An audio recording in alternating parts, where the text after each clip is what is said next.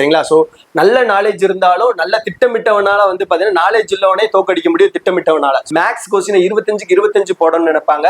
அது வேண்டான்றது என்ன நான் என்னோட அப்புறம் டைம் மேனேஜ்மெண்ட். ஏன்னா நமக்கு 3 மணி நேரத்துல 200 கொஸ்டின் அட்டன் பண்ணணும். சாதாரண காரியம் கிடையாது. குரூப் 4ல வந்து பாத்தீங்கன்னா தரமான கேள்விகள் கேட்கப்படுது இப்போ கடந்த ஒரு 2-3 வருடங்களா. சரிங்களா? இந்த தரமான கேள்வியில அப்ரோச் பண்ணணும் அப்படின்னா சரியான ப்ரிப்பரேஷன்ஸ் கண்டிப்பா வேணும். அதே நேரத்துல வந்து பாத்தீங்கன்னா நம்ம அந்த மனநிலையை வந்து பாத்தீங்கன்னா காமா வச்சுக்கணும். சரிங்களா? இது ரொம்ப ரொம்ப முக்கியமானது. ப்ரீவியஸ் இயர் கொஸ்டின்ஸை பார்க்கணும். டைம் மேனேஜ்மெண்ட்ன்றது வந்து பாத்தீங்கன்னா அதுக்காக தான் தரமான கேள்வின்னு சொன்னேன். ஸோ டைம் மேனேஜ்மெண்ட்ன்றது வந்து பாத்தீங்கன்னா பத்தாது. இந்த அந்த 3 மணி நேரத்துல 200 கொஸ்டின்ஸ் அட்டன் பண்றீங்க அப்படின்னா அப்ப அந்த 3 மணி நேரத்துல 200 கொஸ்டின் அட்டன் பண்றதுக்கு ப்ராப்பர் டைம் மேனேஜ் பண்ணணும். நம்ம கிராமப்புற மாணவர்களுக்கு என்னன்னா யூத் பேப்பரின் இனிய வணக்கம். யூத் பேப்பர் நண்பர்களுக்கு அனைவருக்கும் வணக்கம். என்னுடைய பேர் சங்கர் பாண்டியராஜ். நான் யூபிஎஸ்சியில் 807வது ரேங்க் எடுத்திருக்கேன். என்னோட யூபிஎஸ்சியில் வந்து பார்த்தீங்கன்னா முதன்மை தேர்வு, அப்புறம் நேர்முக தேர்வு, அதாவது மெயின்ஸ் தேர்வும் இன்டர்வியூ ரெண்டுமே வந்து பார்த்தீங்கன்னா முழுக்க முழுக்க தமிழில் எழுதியிருக்கேன். இப்போ வந்து பார்த்தீங்கன்னா டிஎன்பிஎஸ்சியில் குரூப் 4 எக்ஸாம் வரப்போகுது. இன்னும் ஒரு 70 நாட்கள் தான் இருக்கு. இந்த நாட்களை பொறுத்த வரைக்கும் நீங்கள் எப்படி பயன்படுத்திக்கணும் அப்படின்னா உங்களோட அதுதான் நம்ம வந்து பார்த்தீங்கன்னா பாசிட்டிவ் மைண்ட் செட் ரொம்ப வேணும். ஏற்கனவே வந்து பார்த்தீங்கன்னா நீங்களும் இந்த எக்ஸாம் ப்ரிப்பேர் பண்ணுறீங்கன்னா மிகப்பெரிய வந்து பார்த்தீங்கன்னா கஷ்டமான ஒரு சூழ்நிலையில் இருந்து தான் வந்திருப்பாங்க எல்லா ப்ரிப்பரேஷனுக்கும். ஸோ இந்த ப்ரிப்பரேஷனுக்குள்ள வந்து பார்த்தீங்கன்னா கஷ்டங்கள் நிறைய இருக்கதான் செய்யுது. ஆனாலும் வந்து பார்த்தீங்கன்னா மைண்ட் வந்து பார்த்தீங்கன்னா பாசிட்டிவாக வச்சுக்கணும். காமா வச்சுக்கிறது மூலமா இந்த எக்ஸாம் ஈஸியாக கிளியர் பண்ண முடியும். சரிங்களா? ஸோ காமா இருந்தால் மட்டும்தான். ஸோ நீங்கள் ஃபோக்கஸ் பண்ண வேண்டியது நிறைய பேர் ப்ரிலிம்ஸ் தேர்வு மட்டும்தான் இருக்கு நம்மளோட குரூப் 4 பொறுத்த வரைக்கும். அந்த ப்ரிலிம்ஸ் தேர்வு வந்து பார்த்தீங்கன்னா அணுகக்கூடிய முறை வந்து என்ன அப்படின்னா வந்து பார்த்தீங்கன்னா அந்த ப்ரீவியஸ் இயர் கொஸ்டின்ஸை நல்லா பார்க்குறது அது ரொம்ப ரொம்ப முக்கியம்.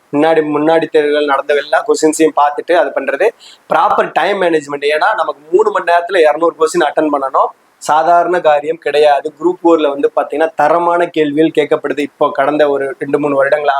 சரிங்களா? இந்த தரமான கேள்வியில அப்ரோச் பண்ணணும் அப்படின்னா சரியான ப்ரிப்பரேஷன்ஸ் கண்டிப்பா வேணும். அதே நேரத்துல வந்து பாத்தீங்கன்னா நம்ம அந்த மனநிலையை வந்து பாத்தீங்கன்னா காமா வச்சுக்கணும். சரிங்களா? இது ரொம்ப ரொம்ப முக்கியமானது. ப்ரீவியஸ் இயர் கொஸ்டின்ஸை பார்க்கணும்.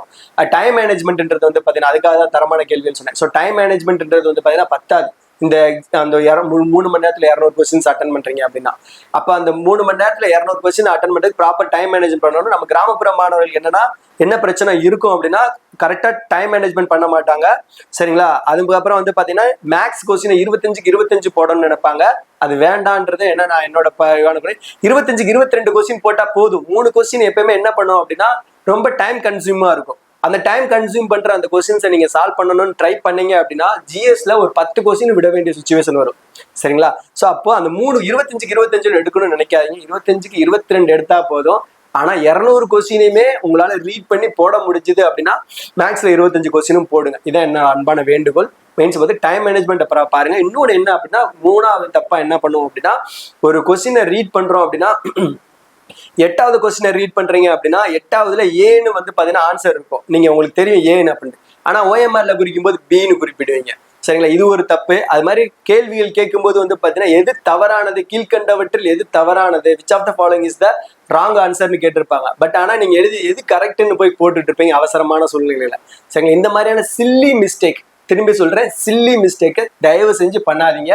சில்லி மிஸ்டேக் உங்க நாலேஜ்ல குறை இருக்காது. சில்லி மிஸ்டேக்னால உங்களுக்கு அட்டம்ப்டே வந்து பாத்தீங்கன்னா போயிடும். அதனால டெஸ்ட் போடும்போது எத்தனை சில்லி மிஸ்டேக் பண்றீங்கன்றதை பார்த்துட்டு அதை பண்றதுக்கு குறைங்க.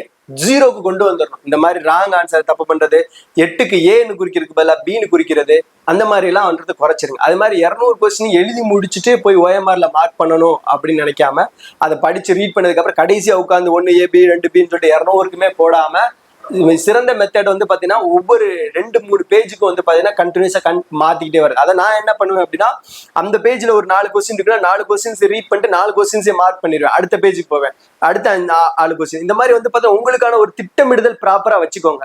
திட்டமிடுதல் சரியா இல்ல, திட்டமிட்டு தான் இந்த எக்ஸாமுக்குள்ள நீங்க போகணும். எக்ஸாமுக்குள்ள போய் நீங்க திட்டமிட்டுறாதீங்க, ஃபெயில் ஆயிடுவோம் நம்ம. சரிங்களா? ஸோ நல்ல நாலேஜ் இருந்தாலும் நல்ல திட்டமிட்டவனால வந்து பாத்தீங்கன்னா நாலேஜ் இல்லவனே தோக்கடிக்க முடியும் திட்டமிட்டவனால. ஸோ அது எல்லாருக்குமே தெரியும். அப்போ வந்து பாத்தீங்கன்னா டைம் மேனேஜ்மெண்ட்டும் அந்த கொஸ்டின் அட்டன் பண்றது, நெகட்டிவ் இந்த சில்லி மிஸ்டேக் கொடுக்காம இருக்கிறது, இந்த விஷயங்கள் ப்ரீவியஸ் இயர் கொஸ்டின்ஸை பார்க்கறது, ப்ரீவியஸ் இயர் கொஸ்டின்ஸை மனப்பாடம் பண்ணிருங்க. அந்த கேள்விகளுக்கான பதில்களை மனப்பாடம் பண்ணிட்டீங்க அப்படின்னா அந்த கொஸ்டின் ரிப்பீட் ஆகிறதுக்கான வாய்ப்பு ரொம்ப ரொம்ப அதிகம். சரிங்களா? திருக்குறள் கேள்விக்கு வந்து பாத்தீங்கன்னா கஷ்டமா தான் இருக்கும். அதுக்காக இப்ப சிலபஸ் வந்து மாத்திருக்காங்க, இப்ப சுருக்கியிருக்காங்க. ஸோ அதை மட்டும் நீங்க படிச்சுக்கிட்டாலே போதுமானது.